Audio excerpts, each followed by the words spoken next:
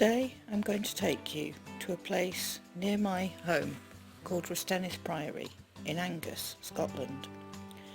I visited recently out of curiosity and was surprised to find there was not much recorded about this site, although its origins are attributed to a Pict.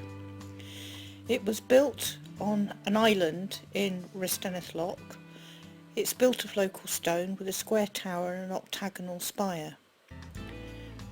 But why did they drain the loch? Who built the church? And when did it change? Is there any archaeology here? How do I know more? I decided to do some desktop research. There was such a plethora of internet sources. I decided to use my spring pad to tidy them up a bit. Right click and make a bookmark, and then I can sort them in a way that's meaningful to me. Of the broad brush resources, I particularly like the Scottish Gazetteer. This tells you about individual place names and something about the people associated with them. And I particularly like the maps. In this case, we can look at the Ordnance Survey map. We can zoom in so we can see the priory, and then we can compare it with the historical map, a beautiful hand-drawn monochrome image. You can see that around the priory site is Restenneth moss. This was the loch before it was drained to use the lime mud, the shell marl at the bottom, as fertiliser on the surrounding agricultural fields.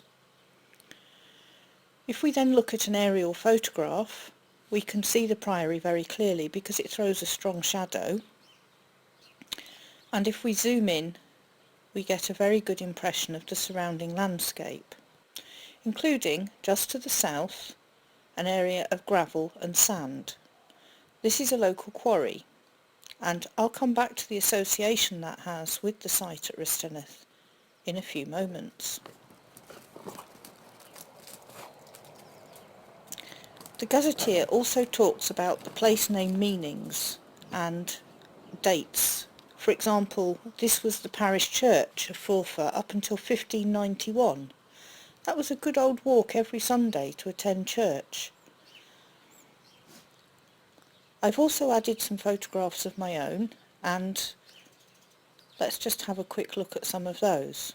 Here with the tower you can clearly see a cut in the stone where another building was butted up to it once.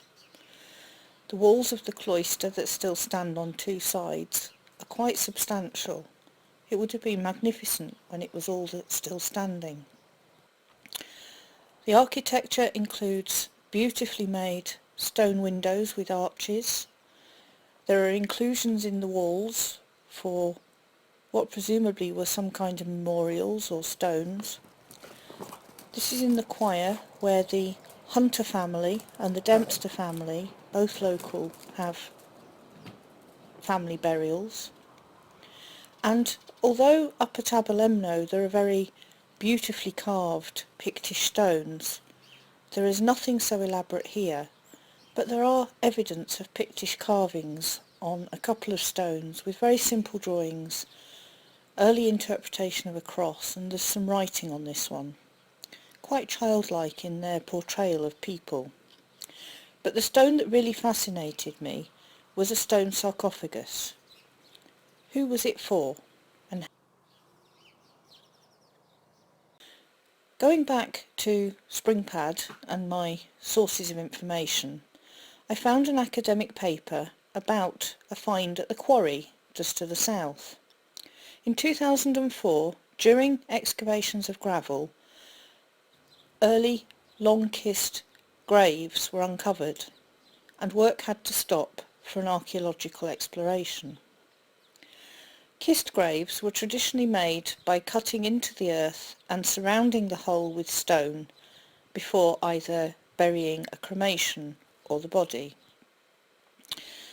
In this cemetery there were 21 graves uncovered, all from adults, or at least no children's bones were found, all of average height. The site they were able to detect some disease in typically osteoarthritis of the spine, the shoulders and the neck, suggesting these were people that worked manually. and they were able to tell that they hadn't suffered any nutritional deficiencies during childhood. Radiocarbon dating took these graves to be between 400 and 700 CE.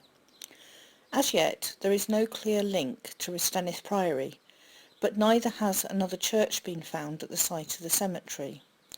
Restenneth Priory dates from 710, so it is likely that there is a link between that and this probably family group cemetery. There were some interesting finds such as an amber bead.